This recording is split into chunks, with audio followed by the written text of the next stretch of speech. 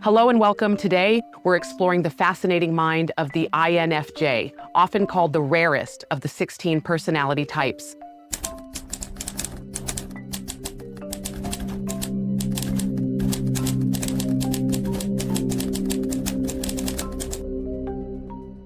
There is a strange and almost paradoxical law that governs human relationships.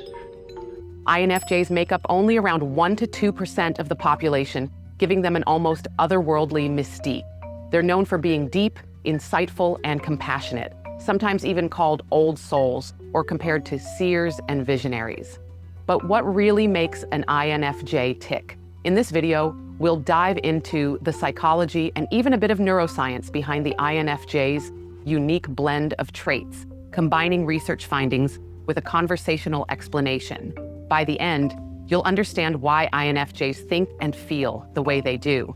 And if you are one, you might get some goosebumps of recognition. Let's get started. The rare INFJ, more than meets the eye. INFJ stands for introversion, intuition, feeling, and judging in the myers-briggs system. Right off the bat, INFJs often feel different from others. Being the rarest personality type means many INFJs grow up with a sense that few people truly get them. They combine a big heart with a complex mind. As one description puts it, INFJs are deeply empathic and compassionate, but also logical thinkers who often love science and fact. This unique mix of artistic vision and analytical reasoning can make INFJs seem like they have two distinct sides. You might see an INFJ pouring their soul into a creative project or a cause they believe in, and then catch that same person geeking out over a scientific discovery or a philosophy book. Far from being a contradiction, this thinking-feeler balance is exactly what defines the INFJ's genius. They care deeply about people's feelings and making the world better, and they use a keen, rational mind to do it. What also sets INFJs apart is the intensity of their inner world. Many INFJs say they have a rich imagination and an almost intuitive radar for meaning. In fact, to others, INFJs' insights can appear almost psychic, as if they just know things without being told. Of course, it's not magic. It's their dominant mental process, something called introverted intuition. Ni is like an internal compass that constantly collects and synthesizes information below the surface of awareness. INFJs notice patterns and symbolism that others might miss. They often think in images or metaphors and can predict outcomes or sense implications with remarkable accuracy. They're the friend who has a gut feeling about how a situation will unfold. And more often than not, that gut feeling is right. How the INFJ brain works differently. You might be wondering, is there really a difference in how an INFJ's brain works? Surprisingly, some research suggests yes. As natural introverts, INFJs and introverts in general actually show distinct patterns in the brain. For example, a study in the Journal of Neuroscience found that introverts tend to have a larger, thicker gray matter in the prefrontal cortex, the part of the brain associated with deep thinking and decision-making. Extroverts in that study had thinner gray matter in the same region. This suggests that an INFJ's brain may literally be wired to devote more neural resources to abstract thought and reflection. If you're an INFJ who's always in your head, analyzing and daydreaming, it could be because your brain is built for that kind of intensive inner processing. Not only that, but INFJs also show unique brain activity when they focus. Neuroscientist Dario Nardi, who studied people of different personality types, discovered something remarkable about INFJs. When INFJ brains tackle a complex, novel problem, especially in a quiet environment, they often enter a Zen-like state. In this state, broad regions of the brain light up in unison, almost like the calm, synchronized brainwaves seen in experienced meditators. In practical terms, it means an INFJ can achieve intense focus and intuition when faced with a new challenge, as if everything else tunes out for a moment of clarity. Have you ever felt completely in the zone while working on a problem, and suddenly the answer clicks out of nowhere? That's the INFJ aha phenomenon at work. In fact, studies on insight problem solving show that right before an aha moment, the brain shows a burst of high-frequency activity, gamma waves in the right hemisphere. Essentially, your brain binding ideas together in a flash. INFJs live for these moments of insight. Their intuition, backed by that knee superpower, gathers pieces of the puzzle quietly until the solution emerges, sometimes as a sudden vision or a strong hunch. It's no wonder INFJs are often big-picture thinkers. Their brains are literally geared to see connections and patterns holistically. By the way, if you're enjoying this deep dive into the INFJ mind, please remember to hit the like button and subscribe to the channel for more psychology and personal growth content. Your support means a lot. Thank you. Deep empathy and sensitivity. One of the first things people notice about INFJs is their empathy. INFJs don't just observe how others feel, they absorb it. Walk into a room with tense, angry energy, and the INFJ in that room is likely picking up on it instantly, almost like an emotional sponge. This comes from their auxiliary function, extroverted feeling, FE, which tunes them into the emotional wavelength of others. Psychologically, FE makes INFJs highly responsive to the moods and needs around them. They truly strive to make others feel understood and comforted. But is there a neurological basis for this empathy? Actually, yes. Neuroscience has identified what are called mirror neurons, which fire in our brains both when we perform an action and when we watch someone else perform that action. They help us mirror others' experiences internally. Studies suggest this mirror neuron system plays a key role in empathy and social connection. In highly empathetic people, brain scans show stronger activation in regions linked to understanding others' feelings and intentions. An INFJ watching a friend cry isn't just seeing the sadness. In a very real sense, parts of their brain respond as if they were experiencing that sadness too. Little wonder that INFJs can feel emotionally drained in group settings. Their empathy is constantly on, taking in others' joys and sorrows. Related to this empathy is the concept of being a highly sensitive person, HSP, a trait many INFJs identify with. High sensitivity means you process stimuli very deeply and can be easily overwhelmed by lights, sounds, or emotional vibes. Research has shown that HSP's brains actually respond more strongly to emotional images and social situations. For instance, one study found that HSPs, often scoring as INFJ or similar types, feel emotions more intensely and are more easily overwhelmed by stimulation. They also tend to process everything more deeply. Even when at rest, an HSP's brain might keep reflecting on events long after they've happened. If you're an INFJ, this might sound familiar. You replay conversations in your head, analyze interactions, and need extra time to digest experiences. It's not you overthinking for no reason. It's actually how your brain is wired.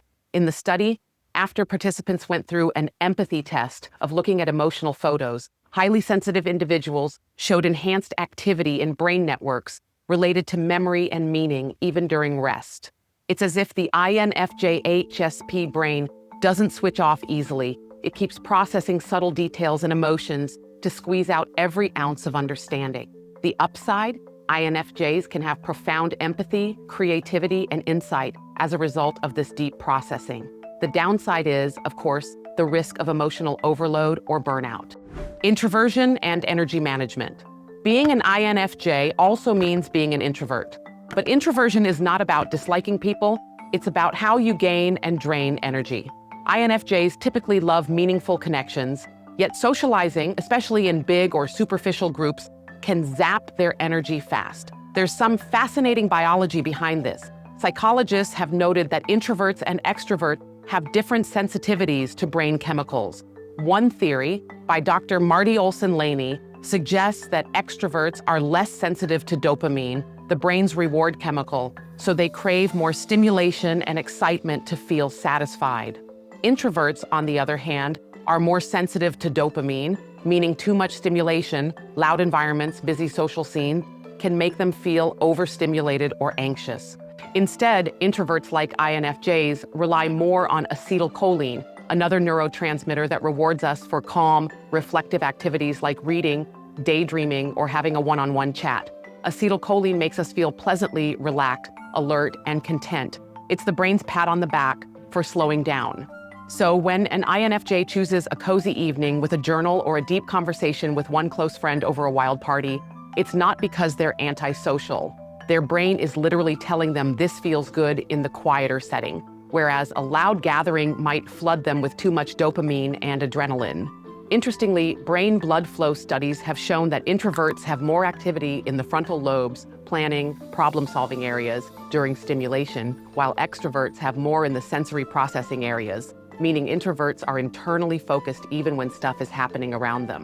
The INFJ's need to retreat after social interactions is a way to recharge their mental batteries and process everything in peace. If you're an INFJ, you might also notice you prefer engaging your parasympathetic nervous system, the rest and digest mode, rather than the adrenaline-fueled sympathetic nervous system. In fact, all people use both, but introverts like us, INFJs, tend to gravitate toward the calm side more often. This means you might favor a slower pace, needing pauses in conversation to think, and wanting to absorb information fully before responding. It's not a flaw, it's your natural rhythm, and it ties in with everything we discussed: your deep thinking brain, your sensitive emotional radar, and your intuitive pattern seeking. Balancing heart and mind. One truly captivating aspect of INFJs is how they balance heart and mind. We touched on this earlier. INFJs can be both thinkers and feelers in many ways. They have the warmth and empathy of a feeling type and the curiosity and logic of a thinking type.